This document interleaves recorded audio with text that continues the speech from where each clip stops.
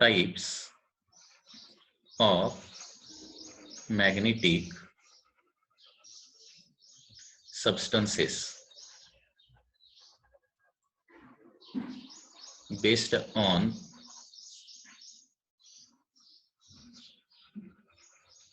magnetic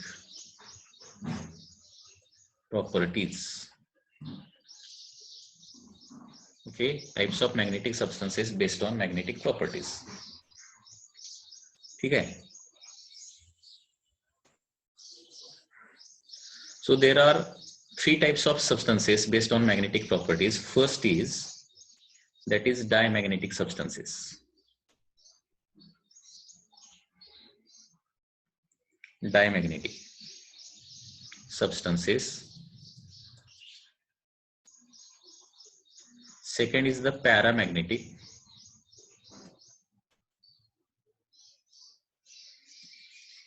Substances. And third is ferromagnetic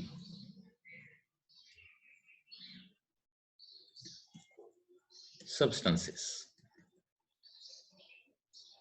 So in this way there are three types of substances based on magnetism or magnetic properties. So physics मध्ये तर आपल्याला एवढेच आहे, diamagnetic, paramagnetic, ferromagnetic. याच्या व्यतिरिक्त काही आहेत ते केमिस्ट्रीला आहेत, तुम्हाला ते तुम्ही स्टडी करणार आहात किंवा केलेले असतील. That is ferrimagnetic, anti ferromagnetic वगैरे वगैरे वगैरे. ओके, तो काय फिजिक्सचा पार्ट नाही, त्याच्यामुळे आपण हे तीन टाईपचे सबस्टन्स जे फिजिक्सच्या सिलेबस मध्ये आहेत तेच आपण डिटेल मध्ये स्टडी करणार आहोत. So first is the diamagnetic substance.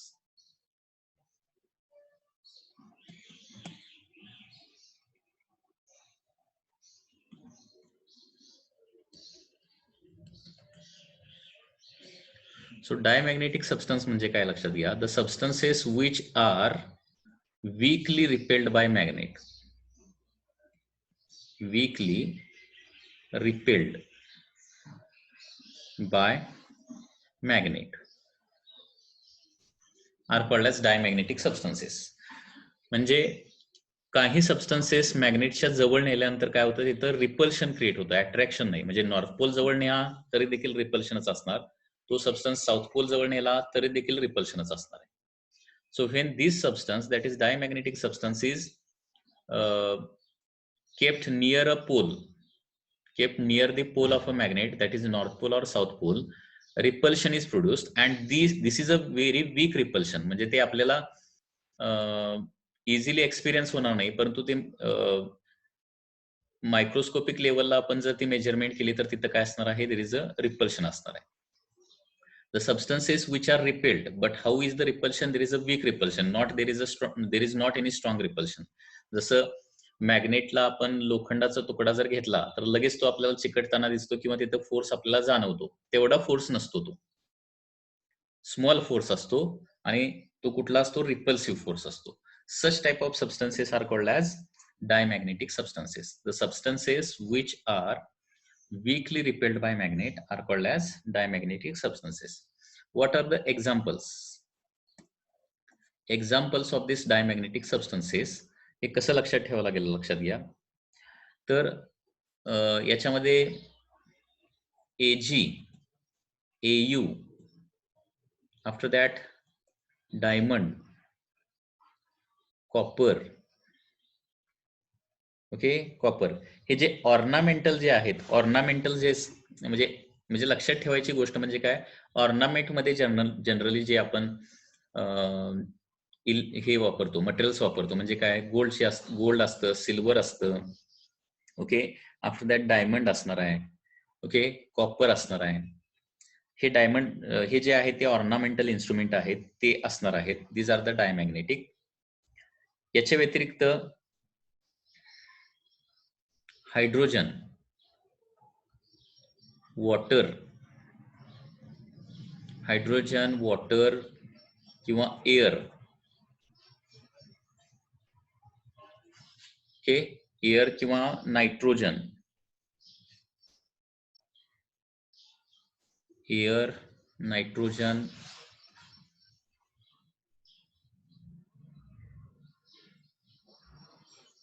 hydrogen, water, nitrogen. After that,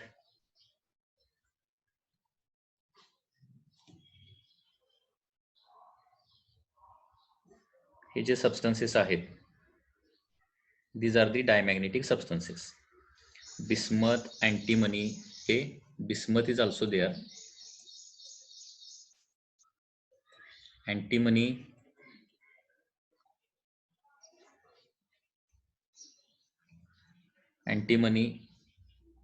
water घेतलंय ना, वॉटर, एअर, हे जे सगळे एक्झाम्पल्स आहेत, these are the diamagnetic substances. असे भरपूर एक्झाम्पल आहेत. Okay, gold, silver, diamond, copper, hydrogen, water,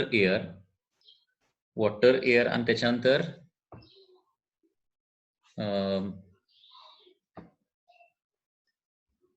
आणखी एक्झाम्पल काय काय आहेत बघूया.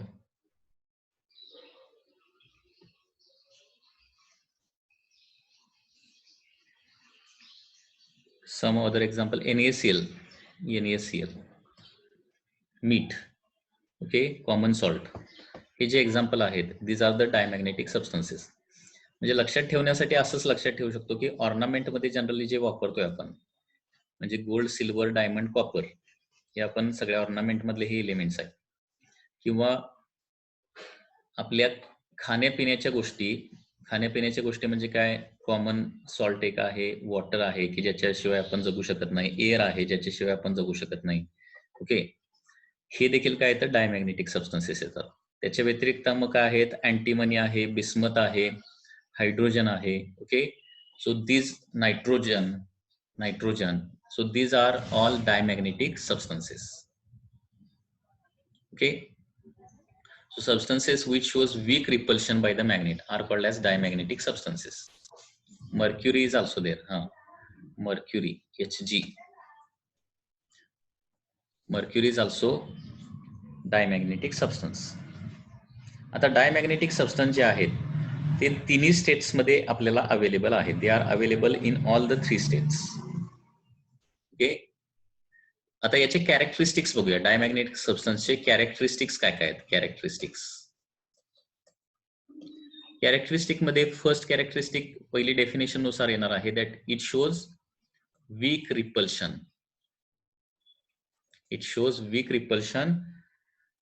with a magnet, weak repulsion to the magnetic field. and weak repulsion असल्यामुळे ते कसे मूव्ह होतात, they always tries to move from the stronger part of the magnetic field to the weaker part. कारण ते मॅग्नेटिक फील्डला रिपल्शन दाखवतात, म्हणजे magnetic field मधून दूर जायचा प्रयत्न करत असतात. ओके, सो दे ट्रॅव्हल और दे मूव्ह फ्रॉम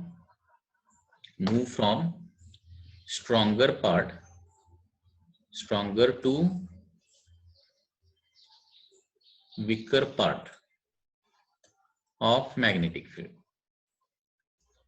म्हणजे नॉन युनिफॉर्म मॅग्नेटिक फील्ड असेल, नॉन युनिफॉर्म म्हणजे काही ठिकाणी स्ट्रॉंग आहे, काही ठिकाणी वीक आहे. तर स्ट्रॉंग रिजन मध्ये हे जर मटेरियल ठेवलं डायमॅग्नेटिक, तर स्ट्रॉंग रिजन मधून काय होतं, वीक रिजन कडे जायला चालू होतं. किंवा जिथं मॅग्नेटिक फील्ड नाहीये, मॅग्नेटिक फील्ड मधून ते नेहमी बाहेर पडायचा प्रयत्न करत असतं. Okay, so this is the first characteristic. Second characteristic आहे, डायमॅग्नेटिक सबस्टन्स जे आहेत ते तिन्ही स्टेट मध्ये असतात. ते पण कॅरेक्टरिस्टिक लिहूया. Okay, present in all 3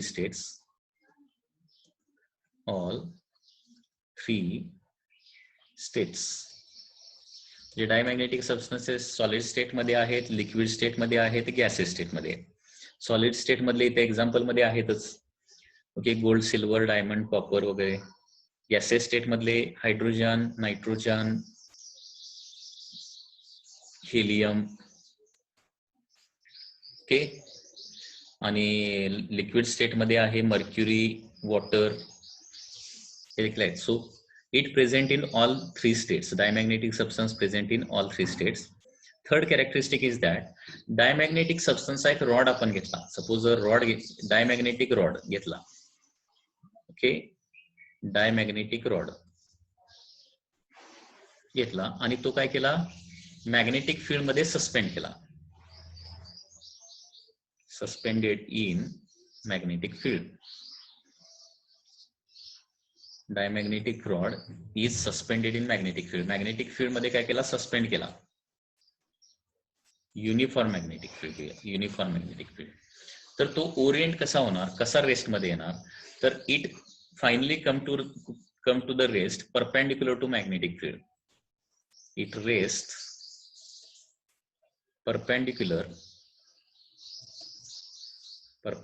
to magnetic field. Okay, तो मॅग्नेटिक फील्डला परपेंडिक्युलर डायरेक्शन येऊन थांबणार. म्हणजे आता हे बघा कसं येणार, सपोज हा हॉर्सशू मॅग्नेटचा नॉर्थ पोल आहे आणि इथं काय आहे, सपोज त्याचा साऊथ पोल आहे, हॉर्सशू मॅग्नेटचा साऊथ पोल आहे. आणि इथं काय करायचं आहे, रॉड जो आहे तो काय करायचा, लटकवायचा आहे, सस्पेंड करायचा आहे नॉर्थ पोल साऊथ पोलच्या मध्ये. मॅग्नेटिक फील्ड कसं असणार आहे, north pole to south pole असं मॅग्नेटिक फील्ड आहे. तर रॉड सस्पेंड केला आणि कसाही ओरिएंट करून ठेवला तर फायनली तो काय होणार आहे, मॅग्नेटिक फील्डला परपेंडिक्युलर येऊन थांबतो. म्हणजे तो रॉड जो आहे असं का होणार, कारण तो पोल पासून दूर जायचा प्रयत्न करायचा असतो. नॉर्थ पोल पासून पण दूर जायचा प्रयत्न करणार, साऊथ पोल पासून पण दूर जायचा प्रयत्न करणार. म्हणजे फायनली कसा येऊन थांबणार, perpendicular to the external magnetic field असा येऊन थांबणार आहे. Okay, it comes to the rest perpendicular to magnetic field.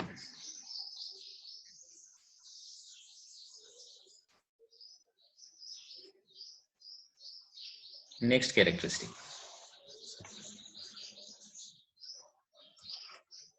If a diamagnetic gas is placed in a uniform magnetic field, diamagnetic gas जर आपण प्लेस केला, gas is placed in uniform magnetic field, uniform magnetic field. If a diamagnetic gas is placed in uniform magnetic field, then it spreads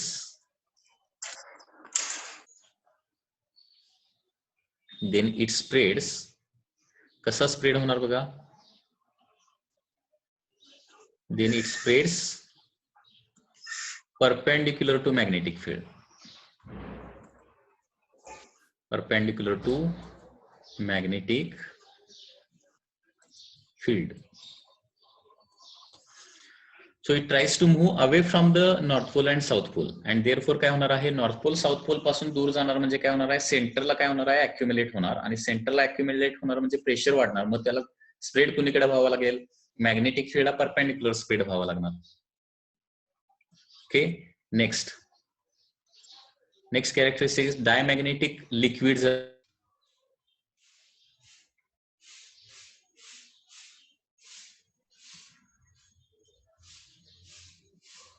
next characteristic बघा, मध्येच disconnect झालं होतं. Next characteristic is that if diamagnetic liquid is taken in a bowl or watch glass, okay, when a diamagnetic liquid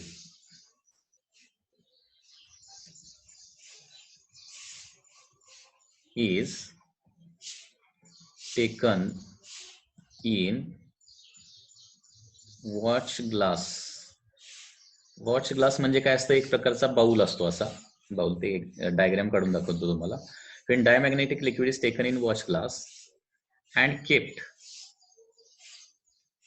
on north and south pole of HS magnet. HS magnet म्हणजे काय, horseshoe magnet. then it shows small depression at center, small depression at center of that liquid. म्हणजे for example, suppose it is like this.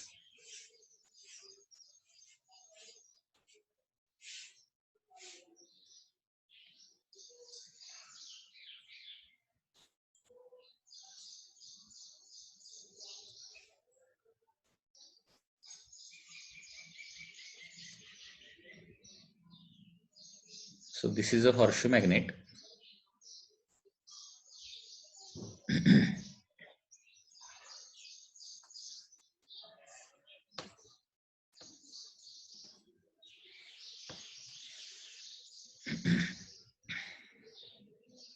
This is a horseshoe magnet having north pole and south pole.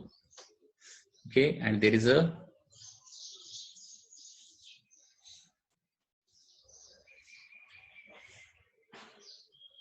suppose watch glass, or it is bowl shaped glass vessel. Glass पासून तयार केलेलं काय असणार आहे, bowl shaped एक vessel असणार आहे. Okay, आणि याच्यामध्ये जर लिक्विड असेल,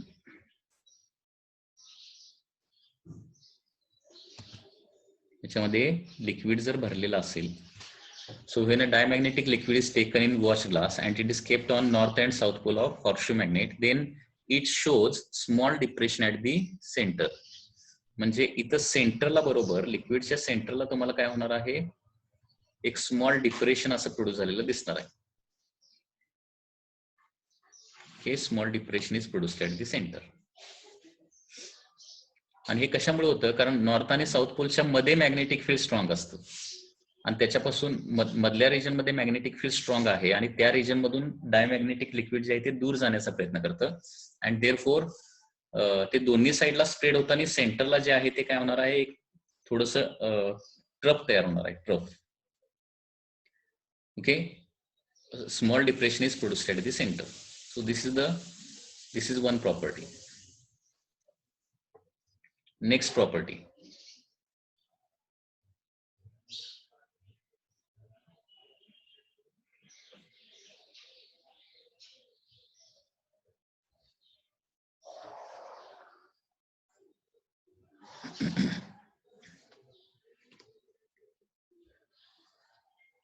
Next property काय बघा. Next property is that when diamagnetic liquid is taken in U tube, okay, if diamagnetic liquid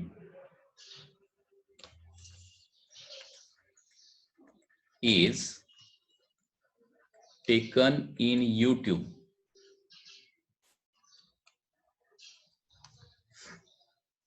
and one arm is subjected to magnetic field. Subjected to magnetic field. लक्षात घ्या काय दिलंय, diamagnetic liquid you tube मध्ये ठेवलं आणि एक arm काय केला, मॅग्नेटिक फील्डला सब्जेक्ट केला. One arm is subjected to magnetic field. Then level in that arm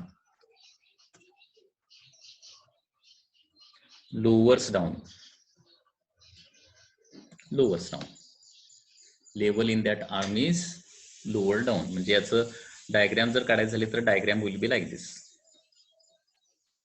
Suppose this is a U tube.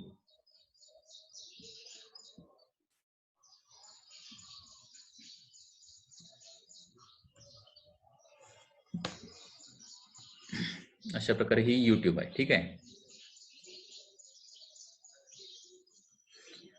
आणि डायमॅग्नेटिक लिक्विड भरल्यानंतर काय होणार आहे, दोन्ही साईडला लिक्विड भरल्यानंतर यू ट्यूब मध्ये काय होणार आहे, दोन्ही साईडला लेवल सुरुवातीला सेम असणार. आता सपोज लेफ्ट हँड साईडला मी काय केलं, हॉर्शू मॅग्नेट धरला. लेफ्ट हँड साईडचा जो आर्म आहे नॉर्थ आणि साऊथ पोलच्या मध्ये धरला, तर तिकडची लेवल जी आहे ती काय होते, खाली जाते आणि दुसऱ्या साईडची लेवल काय येते, वर येते. असं होणार आहे, लक्षात घ्या. Level in that side decreases or lowers down. ज्या साईडला आपण मॅग्नेटिक फील्ड लावलेला असणार आहे, okay, north pole south pole ज्या साईडला लावणार त्या साईडची लेवल काय होते, कमी होते. वन्स अगेन हे कशामुळे होतं, because this liquid shows repulsion with the magnetic field.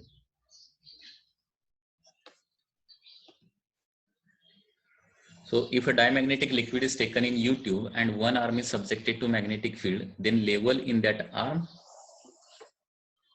okay, काय होणार आहे, level in that arm decreases.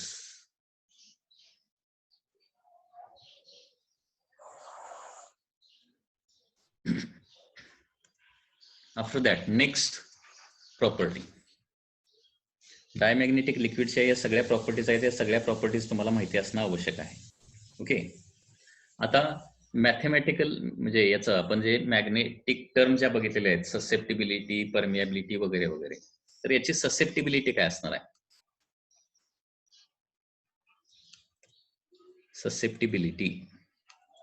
Susceptibility याची निगेटिव्ह असणार आहे. निगेटिव्ह अँड स्मॉल असणार आहे. Negative and small. Susceptibility is small and negative. कारण ससेप्टिबिलिटी पॉझिटिव्ह असेल तर काय होतं? अट्रॅक्शन मिळतं, म्हणजे पोल बरोबर अट्रॅक्शन मिळणार आहे. आणि ससेप्टिबिलिटी निगेटिव्ह म्हणजे काय होणार आहे? There is a repulsion. Okay, म्हणजे हे मटेरियल जर एक्सटर्नल मॅग्नेटिक फील्ड मध्ये ठेवलं तर तिथलं टोटल मॅग्नेटिक फील्ड काय होतं? टोटल मॅग्नेटिक फील्ड काय होतं? डिक्रीज होतं. हे मटेरियल काय केलं? एक्सटर्नल मॅग्नेटिक फील्ड मध्ये ठेवलं तर तिथलं टोटल मॅग्नेटिक फील्ड कमी होतं, बिकॉज ससेप्टिबिलिटी इज निगेटिव्ह. कारण टोटल मॅग्नेटिक फील्डचा फॉर्म्युला माहित आहे ना, B is equal to mu naught into H in bracket 1 plus काय. ठीक आहे, आणि ससेप्टिबिलिटी जी आहे ती निगेटिव्ह आहे, ती स्मॉल आहे. ओके, आणि त्याच्यामुळे काय होणार आहे? मॅग्नेटिक फील्ड, सुरुवातीला मॅग्नेटिक फील्ड किती असणार आहे? मटेरियल म्हणजे कुठलंही मटेरियल नसताना त्याला म्यू नॉट H असं म्हणतो. आणि नंतर मटेरियल ठेवल्यानंतर काय, ससेप्टिबिलिटीचं मटेरियल ठेवल्यानंतर तिथे एकूण मॅग्नेटिक फील्ड किती होतं? Mu naught H in bracket 1 plus काय. ओके, मग मटेरियल नसतं म्हणजे काय नसतं? ससेप्टिबिलिटी 0 असते. आणि मटेरियल आलं, ससेप्टिबिलिटी निगेटिव्ह असेल आणि स्मॉल म्हणजे काय असेल? 0.3 वगैरे जर असेल तर मॅग्नेटिक फील्ड कमी होणार ना. म्हणजे 100% होतं ते काय होणार आहे? फक्त 70% राहणार, 30% कमी होणार 0.3 असेल तर. सो डायमॅग्नेटिक सबस्टन्सेस ससेप्टिबिलिटी जी आहे ती निगेटिव्ह मध्ये असणार, आणि ते किती असणार? 0.1, 0.2, 0.3, 0.4 या पद्धतीने असणार आहे मायनस मध्ये. ससेप्टिबिलिटी या पद्धतीने असणार आहे. लक्षात येते का बघा?